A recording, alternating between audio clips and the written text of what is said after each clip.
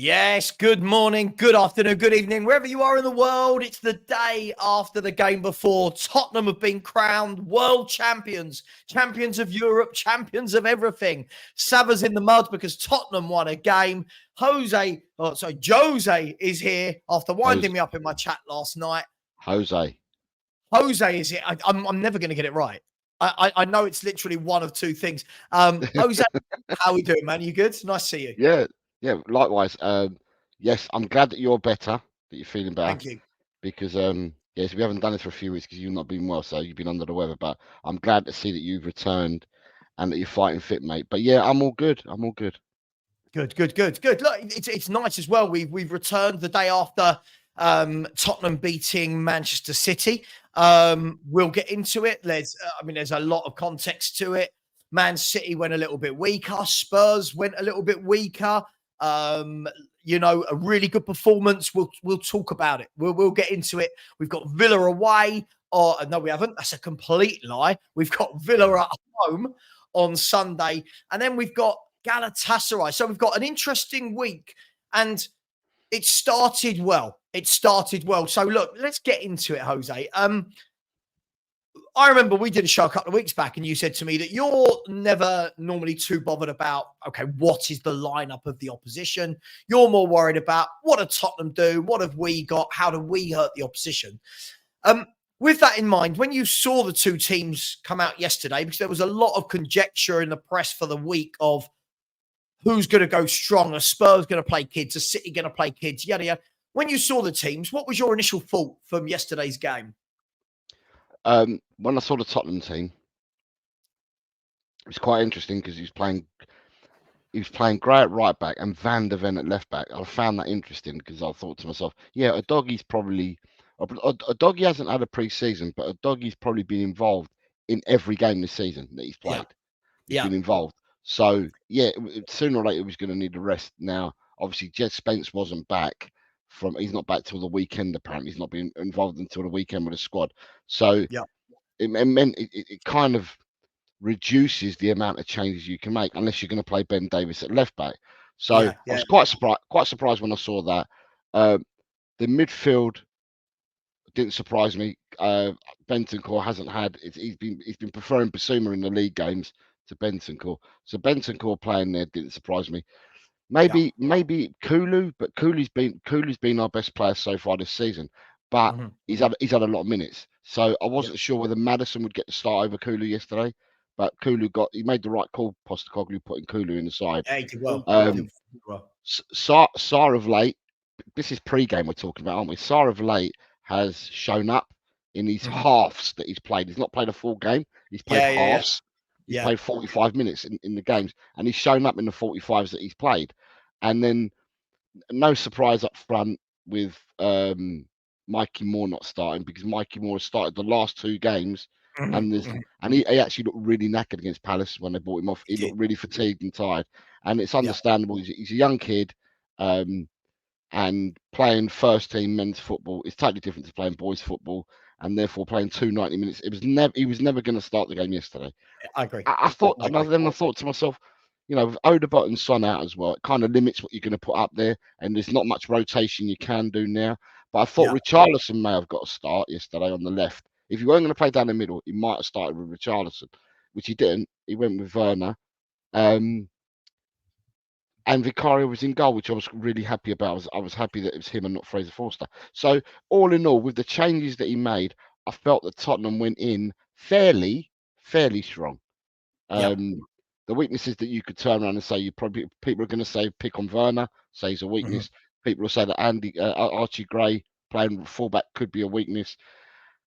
And then you got the Dragusin conundrum because he hasn't had much game time, and then you got Van der Ven playing out on the left. To me, Van der Ven plays out on the left for Holland all the time, so he's well used to it. But, he knows the role. Yeah, Ange doesn't really like playing in there. He played him towards the end of last season. Ange doesn't really like playing there, so it's quite a bold call for him to do that yesterday. Man City. Looked at the Man City side. Now, unlike a lot of people, right, Man City played with, I think they played with 15 players, 16 players yesterday. I need to check it. 15 or 16 they used yesterday. Yeah, it was 16 they used because they made all 5 subs. Yeah. Out of the whole team that Man City put out yesterday, 11 of them players are regular first team footballers. Mhm. Look at the 16. The goalkeeper, although he's a second goalkeeper, he's good enough to be a first goalkeeper in many clubs for me. And then they played 4 youngsters, 2 in the Mhm. first half, and they played 2 again in the second half that came off the subs bench. The youngsters, I was really impressed with their centre back when he came on. Oh yeah, Pusey. Yeah, Yeah, he looked. he They looked really, he all looked Man City's impressive. youngsters. You can see that Man City's youth team play the same way as the first team. They all Yeah, looked. They all just sort of gelled in, didn't they? Even yeah, McAtee. I don't know about you. I was really impressed with. I thought Nico O'Reilly in midfield. Really good stature for a young player. Good size, good engine, good on the ball. But yeah, look, Man City had some first team players playing, but it wasn't.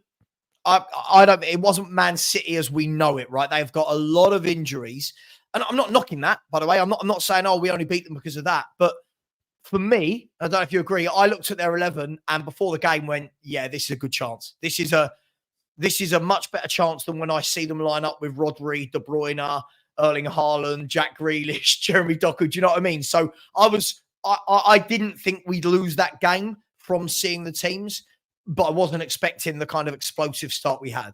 yeah. I see the thing with me, Sava, at the moment, for me so far this season, it doesn't matter who we play if we're at home. At Yeah, home, we're our good at form, home. our form so far at home this season, or should I say, whether it's our form or the way that we play against Yeah, teams at home, is far different to our away form.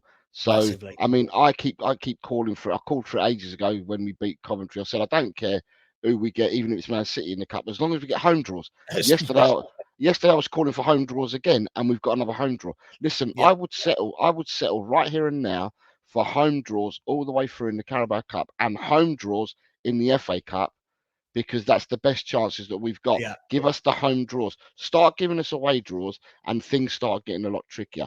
But then Agree. but going back to Man City's side, yeah, it doesn't matter who Man City put out yesterday for me. I would still fancy Tottenham turning up at home. It's a Mhm. way that we haven't turned up, but at home we tend to turn up. Um, we knew already part of what Mr. Guardiola was going to do, because Mr. Yeah. Guardiola told us. But when I looked at their bench at the start of the game, because you are talking about pre-game, when I looked at the Mhm. bench, I thought, so, Corey, he's not taking it seriously, but he's got a Kanji, Haaland, Gvardiol, Kovacevic, Bernardo Silva, Edison, and the suspects. But he's not taking it serious though, because I expected him to have 9 or 10 kids on the bench, but he didn't. Yeah, He had yeah. first teamers. He never So does, to be fair, though. This is the thing. Like, I remember yesterday morning, there were lots of things flying around social media where people were saying, oh, Pep's going to put out 11 teenagers and his bench. And I remember saying, listen, we've all watched Pep Guardiola manage for Barcelona, Bayern Munich, Man City. He never does that. What he does is he rotates his, I hate this term, but his B team or his reserves, he rotates them in, plays a few kids as well, and then brings a few kids off the bench. But what you never see Guardiola do is go, right, we're going to have 16-man squad and they're all going yeah, to be youth team. He doesn't, he drip feeds them in. He's not yeah, a gung ho, all go for it. But what I would say, look, I agree with you. At home, we are, I think the only blip this year I can remember is Arsenal. I it think, if is. I'm It not is. wrong, we are a much better home team, and sometimes it's a little bit baffling, Jose. It's a little bit baffling that you go, well, look, we're really good at home, and at home, I don't worry. Not I don't worry, but at home, I don't sit there and go, oh my god, we're going to lose this, we're going to lose this, we're going to lose this. As soon as we go away, it's almost like I'm watching a different football team. I Yeah, feel like when we go away, we completely the energy drops. yeah, The I don't know, all of the first balls that we're used to winning, now suddenly we're fighting for second balls. And we'll talk about this later, but that does need to be addressed. The home versus the yeah. away, because to go to your point, Jose, and I'll back you up here. I was talking to someone yesterday about this on my show.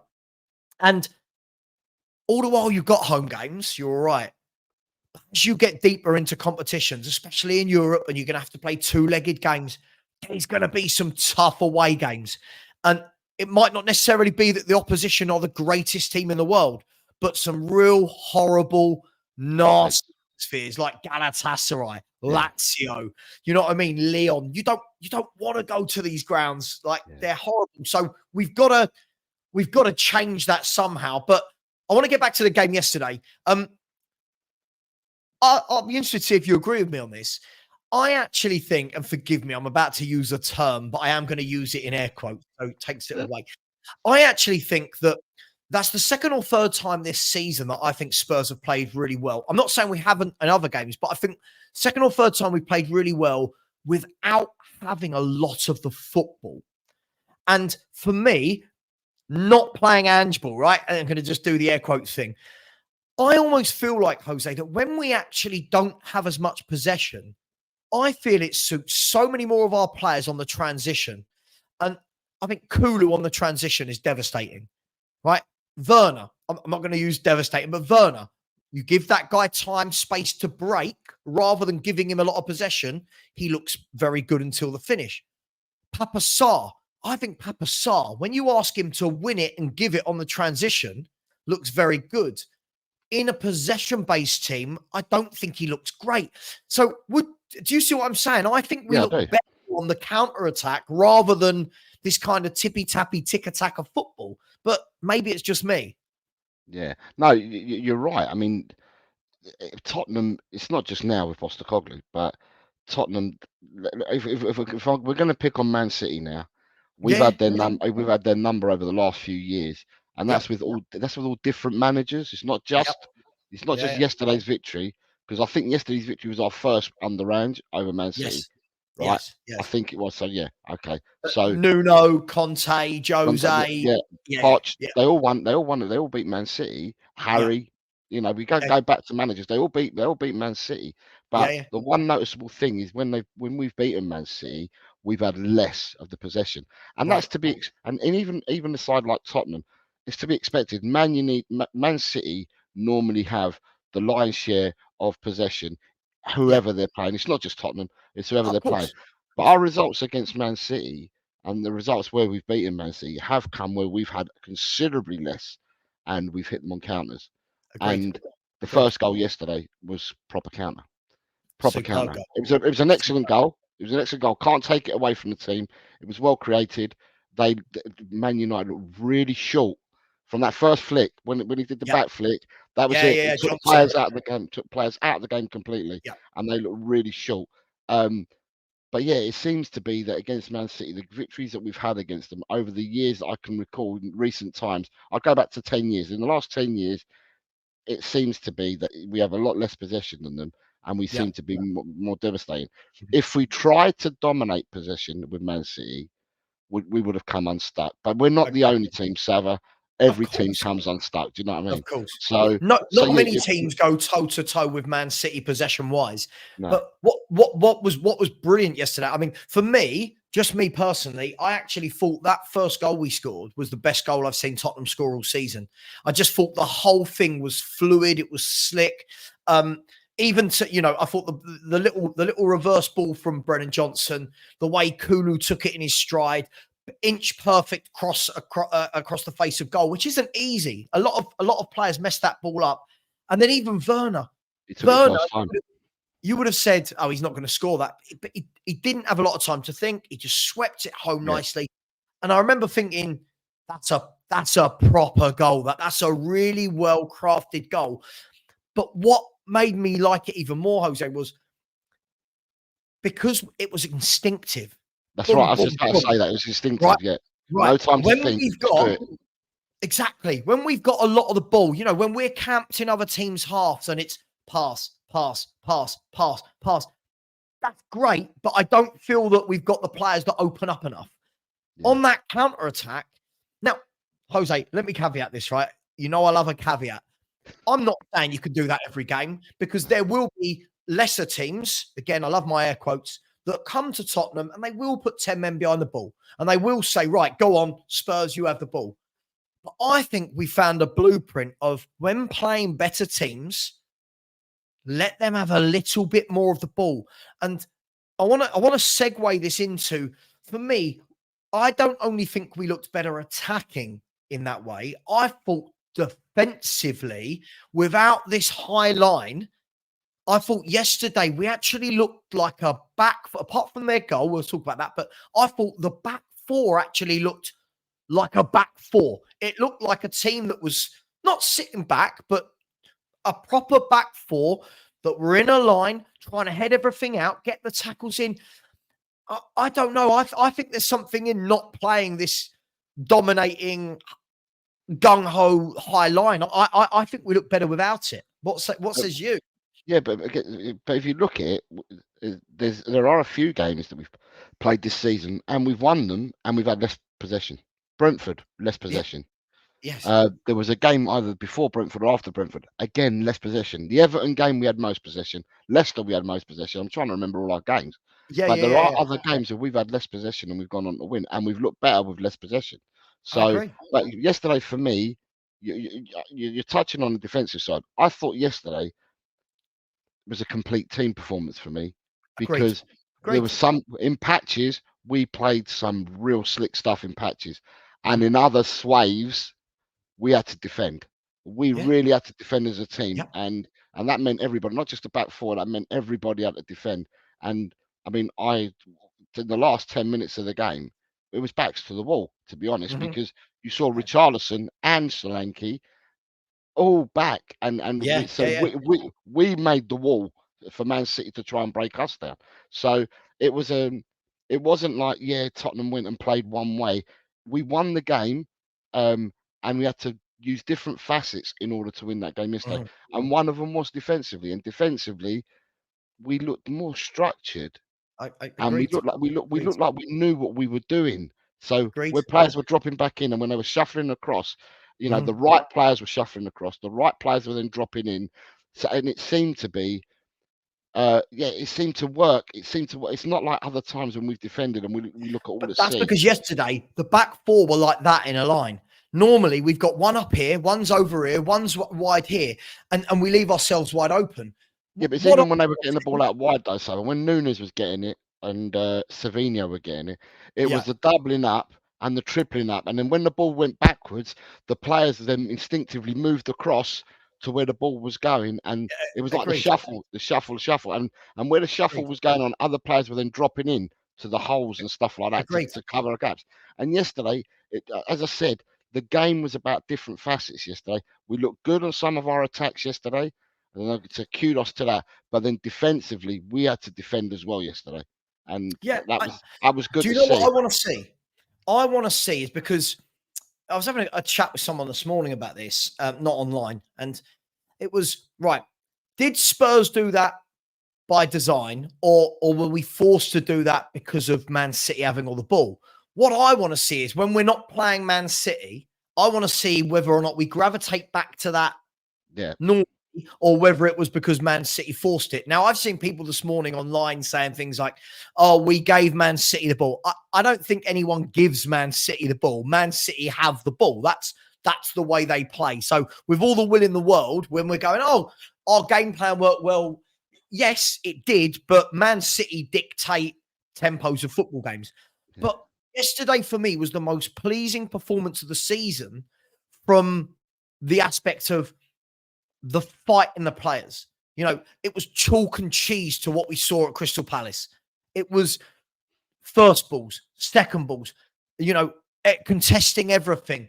Some niggly little fouls, the dark arts. It was, I even thought like when Davis came on, I thought Davis defended really well. he Dragoon played well. had a really good game. I thought Bentancur and Kulu in the middle of the park had good games.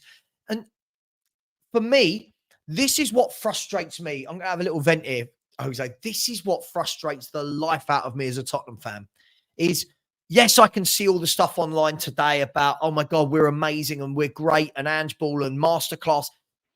Problem I have as a Spurs fan, and I will say this till I'm blue in the face, Jose, and you've seen me for enough years to know, I talk about consistency, right? At the moment, this is Spurs at the moment, right? It is Man United, brilliant. Brighton, rubbish. West Ham, brilliant. Crystal Palace, rubbish. Man City, brilliant. And for me, I just feel that before I go, yeah, actually, I really like this footballer, I need to see that we stop having these Jekyll and Hyde week to week performances. And I know people don't like that. I know people want me to say, oh my God, Angie's great in football, but it is so much of this. It is so up and down. What I want to see now is beat Villa, beat Galatasaray. I'm not saying going to win every game, but beat Villa, beat Galatasaray, beat Ipswich. Have the next 10, 15 games where you win 10, draw 3, lose 2, that type of thing. Let's get some consistency rather than, hey, we're brilliant this week, we're shit this week. And that for me is why I'm so, I just don't know how I feel. It's like I support two different teams, Jose. Yeah. It's like, wow, Man U was brilliant. West Ham was brilliant. Man City, oh, but Coventry away was crap. Brighton was crap. Palace was crap. Do you know what I mean? I just want to see. Yeah, I totally agree with you, because at the end of the day, I said a while ago, it doesn't matter what competition you're playing in, Savva, and it really doesn't. To me, it doesn't matter what competition you're playing in. What you want to do is you want to keep getting them W's, keep getting the wins, go on runs, even if it's. I mean, last season we were win one and we didn't turn up for 4. Win one, we don't turn up for 4. Whether we won or draw the games, we just didn't turn up for 4. Yeah. This time round, what you want to see, small steps will do me. 5 on the bounce, fantastic. Or 5 unbeaten. 5 on the bounce, 5 unbeaten. And then, but you need to see that more consistently, not what we're seeing at the moment, which is 1 in, 1 out, 1 in, 1 out, 1 in, 1 out. So I'm trying to look at the moment, because you've now got me thinking. I'm thinking to myself, what do I think of the next games coming up? Because I'm thinking to myself, if we've got a good run of home games, then I'm all right. But if we haven't got a consistent run of home games, and we've got quite a few away put in there, at the moment, I fear it, because we do seem to be a different side, totally different at home to what we are away. At the end of the day, if you don't turn up away, you're going to get done. If you turn up for half a game, you're going to get done. And it just seems to be that, I don't know what it is, but our away form needs to pick up. We need to match at least 80% away as what we're doing at home. So. Well, let's look at that then, Jose. If we look at it, these are Tottenham's games coming up, and apologies, there are other football boots as well as Nike football boots for you to buy. Sponsored by Nike. I must just point that out. This is Sky Sports' website. There are other websites than Sky Sports as well. But when we look at this, Jose, look, it's, where are we? So this month we've got 4 home games and 2 away games this month. Right. But this is it, right? We've got Villa at home, right? And I expect Spurs to beat Villa. We then got Galatasaray away, Ipswich at home, Man City away, Roma at home, Fulham at home, Bournemouth away. Now, I keep looking at all these games, and the worry for me is I'm starting to look at the left-hand side, like Southampton, Rangers, right? Bournemouth. Teams that, on paper, I think to myself, we should be winning. But I'm so aware of our away form that opposition managers will be going, look, guys, Tottenham are a better team than us, but they're not good away. They're not good away. Get into them, just sit in, get for the first 5 minutes, get a few tackles in, do what Palace did. Yeah. And that's my concern about, do I think Spurs are a good team? I think we're an okay team that are patchy. To go to that very patchy.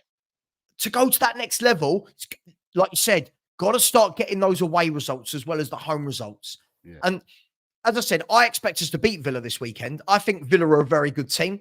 Villa don't lose many games of football, but at White Hart Lane, we tend to do very well.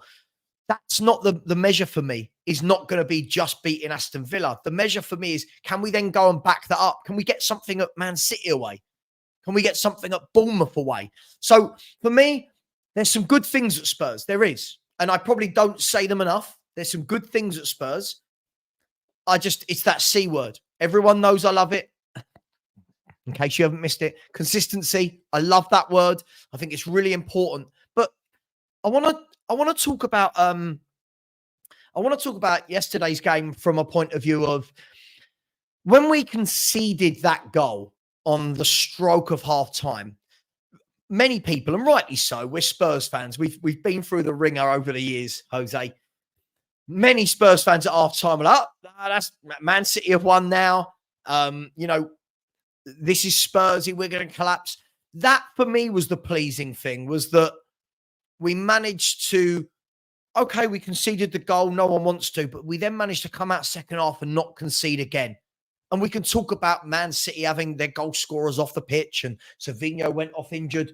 But that was the pleasing thing for me, was that we dug in a game where recently we would have, like at Brighton, where we completely collapsed, Newcastle, where we collapsed, Leicester.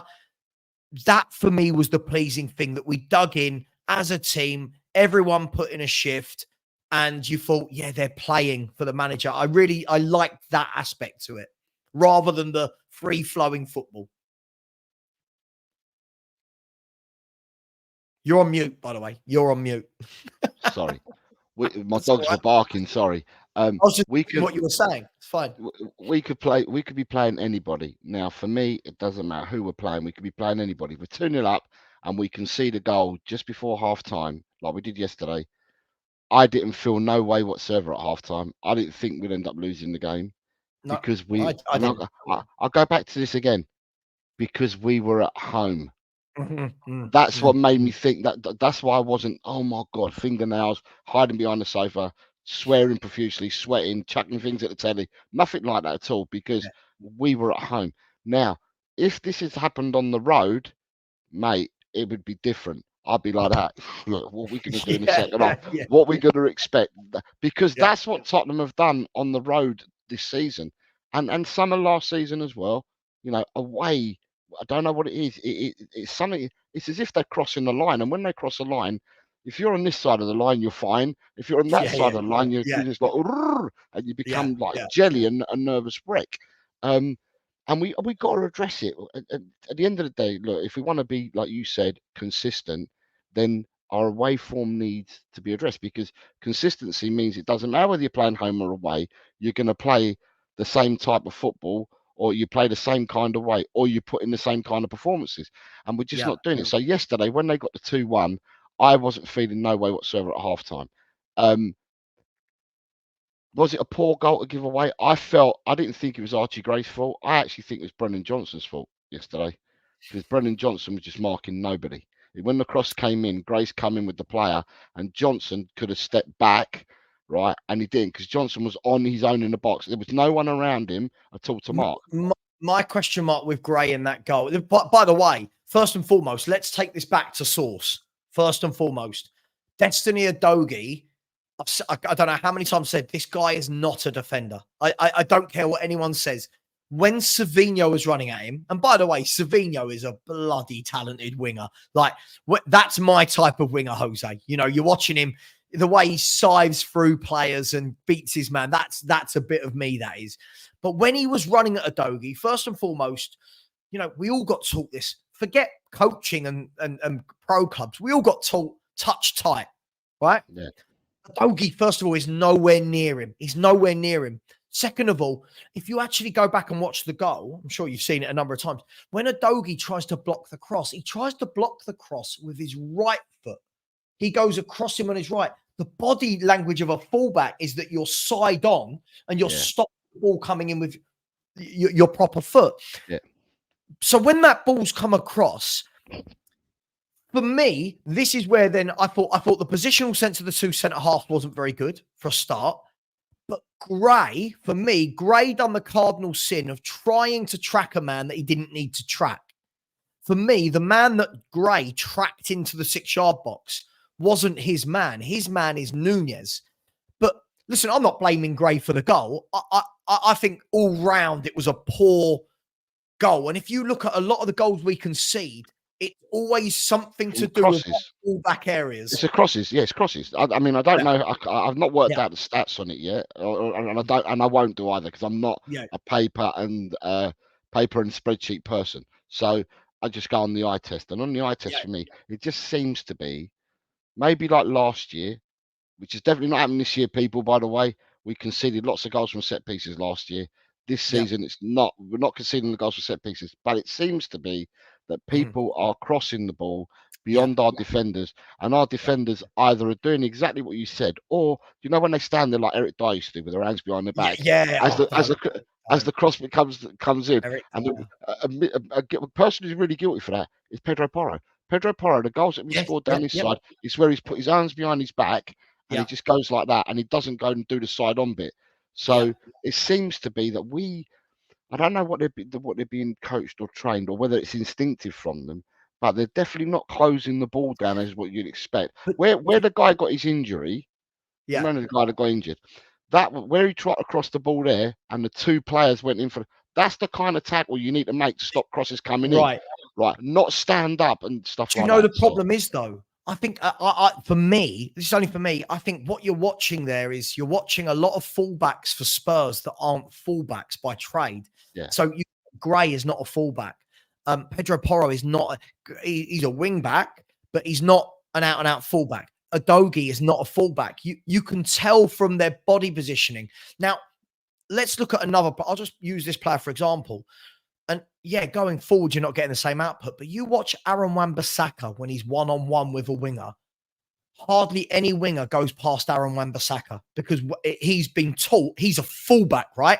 His game growing up, you could see was, all right, you're not a wing back. You're not going to be the explosive overlapping fullback, but try and beat him in a one-on-one. I'm not saying we buy a Wan-Bissaka, but there's the difference between wing backs and fullbacks is they know how to shut their man down. And look, I think it's something that needs to be worked on. It was a poor goal to give away. More than anything, it was the time of the goal right on the stroke of half time. But as I said, I thought we came out second half. I think we had a lot less of the ball. I don't know this factually. It felt like we had a lot less of the ball in the second half, a lot less attacking prowess. But again, on that transition, on that counter attack, we weaved out some really, really good opportunities. And for me, Jose, I think if there was anything that I take from that game as a negative would be we are not clinical. For me, we still need new forwards. I just don't think we're clinical, or that game could have been 4-1, 5-1. Richarlison one-on-one was that was an embarrassing effort if we're being honest. Werner, 2 or 3 times he went through on goal. Brennan Johnson had one. Kulu had one. That would be my only real negative from the game, was that we created some clear-cut chances and we just don't bury teams. We didn't bury them. So for me, I think that's something that needs to be addressed. I'm not sure what you think. Yeah, no, you're exactly right. I was looking at the stats on BBC. We had 11 shots and 7 were on target, 3 were off target. Man City had 15 with 3 on target and 10 off. Yep. Clear-cut chances. Both teams had 3 each clear-cut chances. And block shots, we had one. We blocked 1 shot. They blocked 2. Goalkeeping saves, interesting. 1 save from Vicario. 5 from Ortega. Oh, yeah. Yeah, so at the end of the day, you like you said, the players that you've mentioned there with the chances and that, but it seems to be, and what's kind of weird, Savva, is that we've scored loads of goals this season, loads. Yeah, we've scored loads of goals. Imagine how many more you can score if you put your other, because this isn't the only game that we've played where we've not put away some chances that we've created as well. Yeah. So imagine if that, you'd be out of sight with a lot of games if you put them chances away. Yeah. So being clinical is not. Is it our number one or not? Because we're scoring goals, but yet we can still remember every game the ones that we didn't put away. Yeah. And that's you're right. Frustrating, isn't it? It's hard. Yeah. It's hard to put your finger on it because it's frustrating. Because although we scored 2 and we won 2-1 yesterday, you've mentioned 5 other occasions. Mate, the game should have been out of sight. And the key thing for me is I don't look, I know you watched some of my watch along. I'm not expecting you watched all of it, but for me, I said in the second half loads of times, I felt that whilst Man City had a lot of the football, I didn't feel they had players on the pitch at the top end that were really going to hurt us. And it proved to be the case. And all the while that was happening, I thought, you know what, we're going to nick it. I said at one point, I said, we're going to get to 3. And then you're thinking, Werner, oh no. Richarlison, oh no. Johnson, oh, no. You know, you're like, come on, get that third. Because games like that could so easily go against you. Basuma off the line, right? How different today could have been for all of those chances we had. If Basuma hadn't cleared that off the line, all of a sudden we could be going, oh, we're knocked out on penalties. What a waste. So being clinical is really important. But I want to go back to Jose. For me, as I said, I just truly feel like I support 2 football teams. I feel like I support a really good team one week, and the next week I support a team where I go, God, we're awful. And I think if we can sort that out, it's easier said than done. It's easier said than done. And I think that obviously comes with consistency and for me buying better players. But there is something there. But I'm just so frustrated. And it does make me laugh when I wake up on days like today. You know, I feel like as a fan base, we're so starved of success that we so very quickly forget how bad we were against Crystal Palace. And all these posts coming out today, Kulu's the best midfielder in the world. Like, well, okay, hang on, slow down. Against Crystal Palace, he was subbed off because he weren't very good. Like, I feel like what Spurs fans should do is go, do you know what? This is what I want to see. Just me personally. I want to see people go, really good win that against Man City. Now let's kick on. What we do though as a fan base is we go, oh my God, it was our masterclass. We're amazing. If we keep doing that, we're going to win the league. And it's like, whoa, let's like, it feels like there's no equilibrium in this fan base. It is all or nothing as the Amazon series goes. Do you know what I mean? I just find it crazy. Yeah, for me, right, with Kulu, I'm going to start with Kulu. With Kulu, he's been our best player all season. And the only game where he's made an appearance, because some in Europe he's come off the bench for some of the games. The Carabao Cup he come off the bench, but the only game that I feel that he let himself down, it's only him that he lets down because he does everything he can with the team, was against Palace. Every other game that he's played, he's carried Tottenham this season. Kulu's been our best player by a million miles.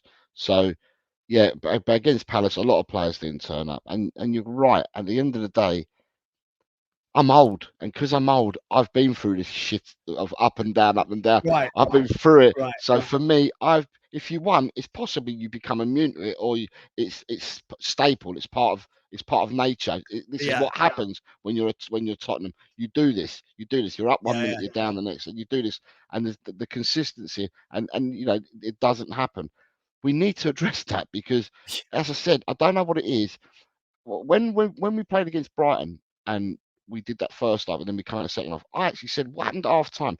Did they all drink out? Did they all drink out the same tea urn? Were they not tea leaves that were put in there and some other kind of herbs that were put into the tea, and they all drank it because they came out first half and second half totally different. And it seems to be that." I don't know whether they do oranges at half time anymore. Remember the cut oranges we used to have? Sorry, how old are you, Jose? I'm not sure whether they have cut oranges, and at home they have the oranges at half time, and when they go away they take lemons, and they give you lemons at half time rather than oranges, and it just goes you like that, all acided up. So I just don't know what's going on. This is the thing for me. Look, I think it's great, and listen. First of all, I've never understood this, that when we win a game, so many people want to go and attack other Spurs fans. For me, when we win a game, let's win the game and let's celebrate it. What I do find hilarious, and I know it's 2024 and social media has allowed this though, it's just it's that kind of hyperbolic state of every win. We did it when we beat Man U. Oh my God, this is a statement win. We're amazing. We're going to win 10 in a row. Next week, you're brought back down to earth. We beat West Ham. Oh my God, see Ange ball. The next week you're brought back down to earth. Then look, for me, I just think that more than, I might be wrong here, but from what I see, more than any other fan base, Spurs seem to treat every win as though it's the biggest win ever.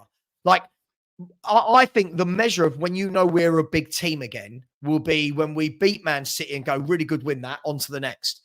Rather than, oh my God, He's amazing. She's amazing. They're amazing. The tea lady's the best. And that is what I find where we're just a little bit hyperbolic. Everyone's in the mud because we've won a game. Then at the weekend when we lose a game, it's but. I just feel like if we keep our feet on the ground a little bit, yeah, I think people will take us as a club more seriously. But I find it really, some of the things I've been sent today, some of the things, Jose, I've been sent, and I'm thinking to myself, did we win the Champions League last night? Like, it's so, look, what I want to safeguard against, Jose, is this. You brought this up earlier. Nuno beat Man City. Jose's team, which was nowhere as good as this, beat Man City.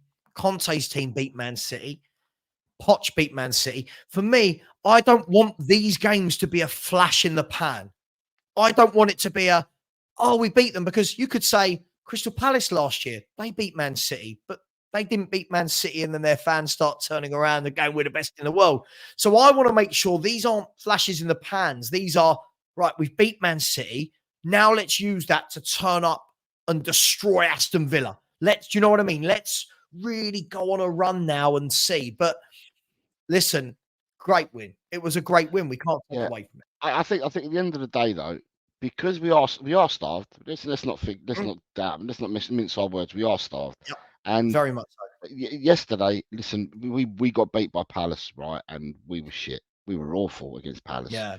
And what people wanted as supporters, what the fans wanted more than anything, and I can understand it because I'm one of them, and so are you, is we want our team to turn up, not just in one game, in every game, but because we just been beaten like we did at Palace and it was a no-show, we want a performance. Whoever gets picked, whoever gets selected in the starting 11 or in the squad, we want them to perform for us. We want to readdress. We want to win. As a fan, you want to win every game. Now, I do understand. I do understand people's arguments saying, but they didn't have Ireland in their team, and they didn't have Jack Greenish, and they didn't have this, they didn't have that. Fine, but you got to play what's in front of you. We beat a good Man City yesterday. We should be happy with that. We should rejoice. Are we world beaters? No, we're not. Are we going to win the Champions League? No, we're not. Are we going to win the league? No, we're not. That's not happening anytime this season, and anytime soon, for that matter. At the moment, the way we are at the moment, but you got to take the win. It was a good, like you said, it was a good performance, and it was a good performance. It was a different performance. It wasn't a dominating performance, but we had to do things ugly. We had to do the defending side of it yesterday. Like I said earlier, some of our attacks look really impressive. When you start listening to what you said as well, which I never thought of, about the goals that we scored, and then you start thinking about, you started naming 5 that we'd missed, then you start thinking about that. It makes the win even more impressive, because you could have put them out. You could have put it out of sight. Yeah, could have been outside. But you didn't, and then you had to do the ugly side of it, the defending. So, take the win. Take the win when they come, because our season's been like that. We've played 14 games this season. We've won 9, drawn 1, and lost 4 in all competitions this season. But it's still been like that. What we want to do is, you're quite right, consistency. You may use the word, but it's something I want. I want to see my team get them W's more often in the long run. Even if it was only 5 games, a 5-game unbeaten run's a 5-game unbeaten run. But, and if you in the league, Jose, we've got to transform that to the league, because listen, as well as we've done, it's difficult to do that, though, Savva, because we've got these other games sandwiched in between the league games. So and that's the difficulty that we've got. Of course, but that's what the bigger teams face year in, year out. Every year when we're going, Arsenal did this, Liverpool did this. These guys are winning trophies whilst going Thursday, Wednesday, Saturday, Thursday, Sunday. That's what it takes. But for me, what we've got to do is see performances like yesterday against the better teams in the league. And the reason being is, when you look at our last 16 league games, which is nearly half a season, 9 defeats, it's not good enough. So yes, we can put in there that we beat Coventry and Karabag and Man City in the Cup and Ferencváros. For me, what I want to see now is, all right, the next few league games, Aston Villa, Ipswich, and then I want to say, hang on, Aston Villa, Ipswich, and then Man City, Fulham. And then Man City and Fulham. For me, you've got to be turning around and going, okay, 3 of those are at home. You've got to get 9 points. From the next 12, get 9 points. have a patch of form where you go, okay, if we were to win 3 and then lose the Man City game, most of us will turn around and go 9 points out of 12. We'll take that. But it can't be that. It can't. And that is when I will get on the bandwagon. When people say, I get all day, you want us to lose. No, I don't. It's ridiculous. I don't want us to lose. I want some consistency. But look, one thing I do want to Sorry, it'd be interesting because Man City's game is 3 weeks away, Sav, yeah? And it's away from home. Yes. And it'll be a different Man City to what we played yesterday, albeit that Man City have now got 8 injuries because they had 2 more from last night to add to the 6 they got already. Yeah. We've obviously, we think we've lost Van der Ven.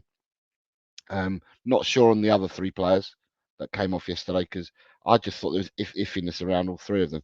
So it'll be interesting to see. And it's away from home.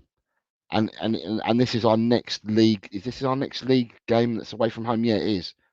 It's our next league game that's away from home, and I want to see because I've been saying up until now, bemoaning that our away form is crap, right?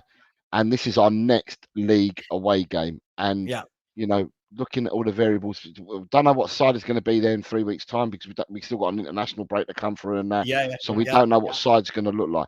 But it will be interesting to see what kind of performance Tottenham can pitch up away from home at Man City with everything that we've discussed today. You and I.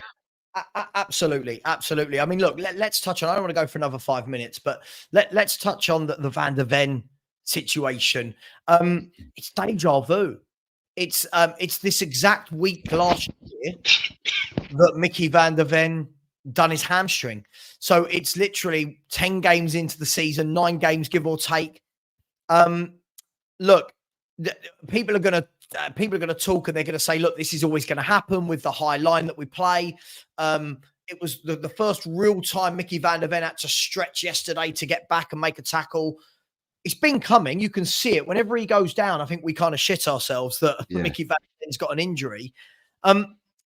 Positives and negatives that come from this for me. One, the negatives, obviously, you're going to be missing Mickey Van der Ven.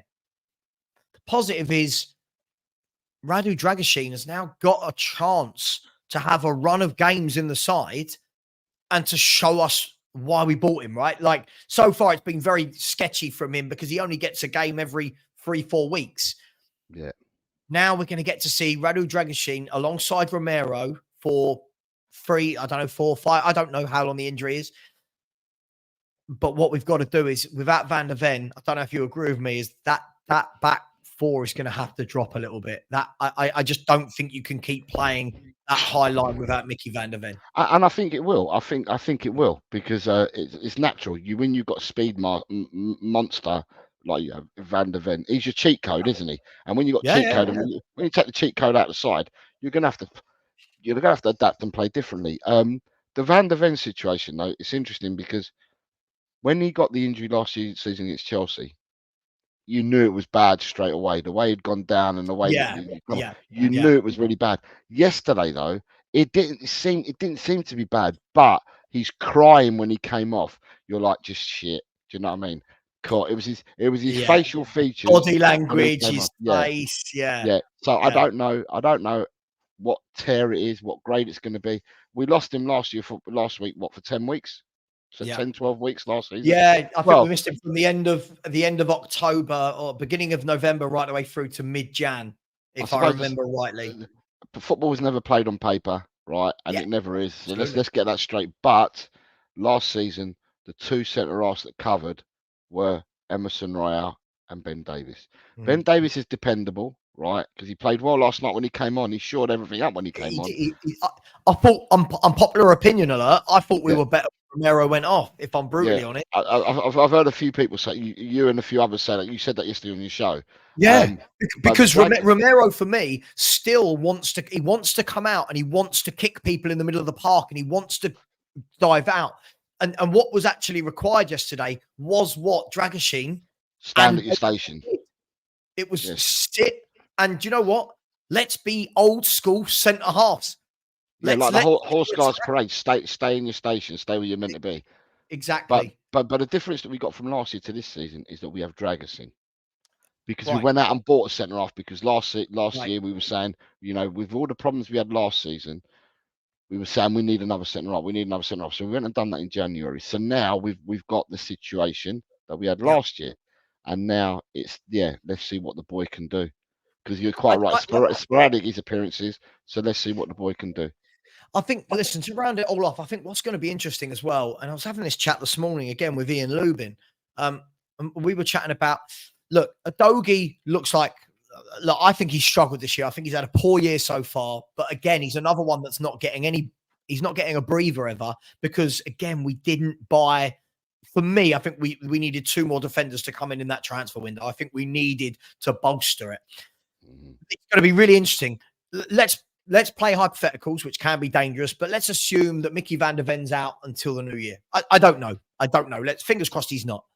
If he is out, we've got a lot of games between now and the new year. Yep. A lot of away games, a lot of European games, a lot of Thursday, Sunday. It's going to be really interesting to see how Spurs cope with that without the ability to rotate. Because, yes, Jed Spence can come in some of the league games, but he can't play in the Europa League games. Serge Reguilon's not getting anywhere near a Tottenham Hotspur squad at the moment, so I don't know whether he'll be drafted in. But it leaves us very light at the back, doesn't it? The fact that we're having to put Archie Gray there, and I'm not going to have a pop at Archie Gray, but with all the will in the world, he's not a right back at all. And that's going to be the conundrum for me, Jose, because if you pick up one more defensive injury, Porro goes out for a month or 2, or Romero as well, you're down to bare bones playing every 3 or 4 days. So one to watch that situation. Yeah, it's interesting because with Tottenham winning last night and all the other teams, so with Tottenham winning last night, Arsenal, Liverpool, doesn't affect City, doesn't affect Man United, it doesn't affect Chelsea and City because they've gone out. It means that the 4 clubs that played in Europe that all got through last night, they don't get a break at all till the new year. It's every week now because the only free week you had has now been taken because you're in the quarterfinals of the Carabao Cup. And looking at December, we start playing on the 1st of December and we finish our last game in December on the 29th. So in 28 days, we're playing 9 games in December. Wow. So we've got Fulham on the 1st at home, away to Bournemouth on the 5th, home to Chelsea on the 8th, away to Rangers on the 12th, away to Southampton the 15th, at home to Man United on the 17th. They'll probably change that to the 18th. Tottenham then play Liverpool at home on the 22nd, away to Forest on the 26th, home to Wolves on the 29th. 9 games in 28 days. So in 4 weeks. So it's every 3 days. Every 3.1 days. Yes. All the way through from now, apart from your international breaks. Yeah. Like you've got one more international break. Apart from that, every Tottenham are involved in a game. Every 3 days we're involved in the game all the way to the end of the season. And then that will continue a bit as well into January in the sense that we've got 2 Europa games still left in January to play, I believe. I think they're both in January. Yeah, we've got Elfsborg and Hoffenheim and Elfsborg at the end of January. And then you've got Leicester, you've got Everton, you've got Arsenal, and you've got Newcastle. And then the FA Cup game's not even been put in there yet. So you're basically talking till February. This is going to be like this. It's not even right. February. So again, this is why when I say to people about keeping their feet on the ground and stuff, look, it's a lot of games every 3 or 4 days. And again, if we're going to continue to do that, God knows where we'll be in the league. God knows which competition we'll be in come February. But listen, it is what it is. Look, what I would like to say, first of all, I didn't say this at the beginning of the show. Happy Halloween for anyone that celebrates that. I know it's more of an American. Are you looking forward to tonight? Am I looking forward to tonight? What, people knock on my door and asking for sweets? Yeah, can't wait. I've told my family that I said I'm not on guard duty tonight. I said you're not gonna have to do it. So they've gone out and bought tubs of sweets, and I just said fucking just leave it outside the door with the pumpkins because they carve pumpkins and all sorts. My kids, I'm just leave it all outside and let people help themselves. I don't want people knocking on the door because the dogs will just go mad all night. So yeah, do you know what? That's the worst thing. It's so what I'm going to do tonight is take my Ring doorbell off of off of the Yeah. front door, because Yeah. every time the door goes, my dog thinks it's for him. Do you know what I mean? And Yeah.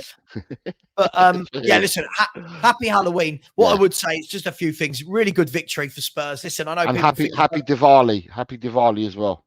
happy Diwali. It's my Yeah. birthday tomorrow as well. Happy birthday Happy to me. birthday, Savva. Yay. Yay. Turning into a right old miserable git. But listen, what I do want to say is, I know a lot of people seem to think that listen, I've supported Spurs for a very long time. Credit where it's due. I thought yesterday was a very good performance, and it was complete chalk and cheese to what we saw at Palace, which was chalk and cheese to what we saw against West Ham, which was chalk and cheese to what we saw against Brighton, which was chalk and cheese to what we saw against Man United. All I am, to quote that famous line, I'm just a girl standing in front of a guy. I'm just a Spurs fan standing in front of the Spurs team asking for some bloody consistency. That's all I want to see. Jose, thoroughly enjoyed your time as always. Thank you. And listen, just to let you know that this Thursday, this Sunday, for anyone watching, we are bringing back the Spurs review. The Spurs review is back. It's going to be at 7:30 on Sunday for 90 minutes. And not only that, Jose, you are one of the panelists, so to speak, one of the on Sunday, yeah. For the Spurs review. So Jose will be joining us. They've got lots of other guests as well joining us, different people each week. Spurs review, 7:30. Jose, where can people find you? Where can they find you? What have you got going on? Jose at El Tel Coquerel. I've only got one show that I'm doing at the moment, planned for the week, and that's tomorrow. I'm going to do the prediction show. Nice. But what I've done with predictions, I've actually switched it up a bit, listened to what people have had to say, and people have turned around and said they like doing the bonus predictions when the Premiership takes mine off Premiership. So this week I started it about 2 weeks ago, but I throw in a couple of games apart from outside of the Premiership. But I've already told people this week that I'm doing 4 FA Cup games, because the FA Cup's being played Friday, Saturday, Sunday, and Monday. So I've got one game. Second round of the FA Cup at the moment. First round proper.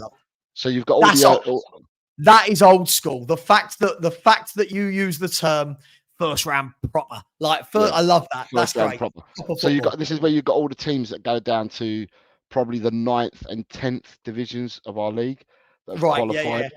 So you've got teams like Chesham United have qualified. So this is what the FA Cup's about. This is when it really kicks off, and the dreams of a lot of people can be shattered, or they can have the euphoria of winning and getting through to the next round. It saves a lot of the small clubs. Yep, you're quite right. The money comes in handy from. So I mean, we're never gonna get the FA Cup like we used to have years and years ago. It's been completely corporately destroyed. But you know, it's nice to see the lower league teams in the 9th and 10th ladders of the league come into the competition and have their glory day, so to speak, on this weekend. Can't agree with you more. I think it's really important to see those lower teams, and it's the dream for them, isn't it? Get through the first and the second round, and they all sit there on the night of the third round draw praying they want Man United away. They want Liverpool away, not only for the gate receipts. You know, they want the prestige, they want the coverage. So listen, and as supporters, we used to look at it, and we used to be in the third round as Tottenham because we're bigger boys, and we used to wish that we'd get the lower teams. Oh, I remember playing Marlow in one year. Gaza played that. That's how far. I remember playing Marlow, and Gaza was weaving through their midfield, and anyway, on a muddy pitch. Oh, of course, it wasn't they weren't what they were now. But listen, please, everybody, when this premieres, I will put Jose's link into the chat. And as I always say, listen, there's a lot of Spurs content creators. We're all very different. We've all got very different opinions. But you know what? If you just watch the same person every week, you're not really getting a lot of different content. So please go around to all the different content creators like Jose and show some love, subscribe, and it's free. It's free. And trust me, as someone who's been doing this for many years, it takes time to build your brand. So please do show some love. Jose, much love as always. Loved having you on. Don't ever come in my chat and wind me up again like you were doing yesterday. You made me bite, and I knew you were making me bite, and I still bit. Much love. Listen, take care, everyone. I'll be back Tomorrow, I've got a Savva and Brian Daigle discuss where we pick our 6 topics. I've got to pick 6 topics for him. We'll be back tomorrow for that. And then other than that, I'll be back on Sunday. I've got a long day Sunday, the Spurs Villa watch along, followed by the Spurs review, followed by my wife handing me divorce papers. Thank you very much to everybody for watching. Please like, please subscribe. Go and subscribe to Jose. And as always, come on, you Spurs.